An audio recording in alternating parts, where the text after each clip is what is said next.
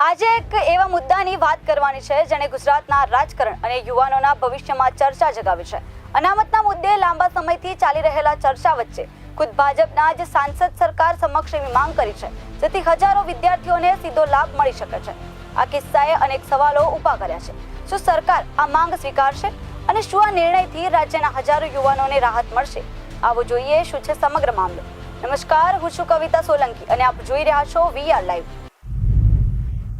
ભાજપના સાંસદ જશુભાઈ રાઠવાએ ગુજરાતના મુખ્યમંત્રીને પત્ર લખીને એક અનોખી અને મહત્વપૂર્ણ માંગણી કરી છે। તેમણે સરકારી વર્ગ 3ની ભરતીમાં એસસી અને એસટી કેટેગરીના ઉમેદવારો માટે લાયકાતના ગુણ ઘટાડવાની રજૂઆત કરી છે।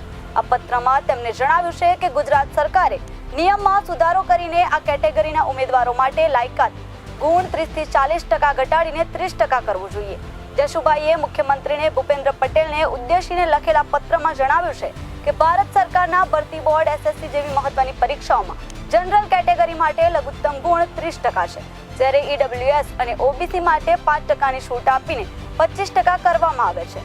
આ જ રીતે ગુજરાત સરકારે પણ અનુચ્છેદ 335ની જોગવાઈનો ઉપયોગ કરીને પોલીસ કોન્સ્ટેબલ, સીસી, રેવન્યુ તલાટી અને અન્ય વર્ગ 3ની ભરતીઓમાં એસસી અને એસટી ઉમેદવારોની લાયકાતના ગુણમાં 10%ની છૂટ આપવી જોઈએ। આ માંગણી પાછળનો મુખ્ય ઉદ્દેશ એસસી અને એસટી ઉમેદવારોના હિતનો રક્ષણ કરવાનો છે।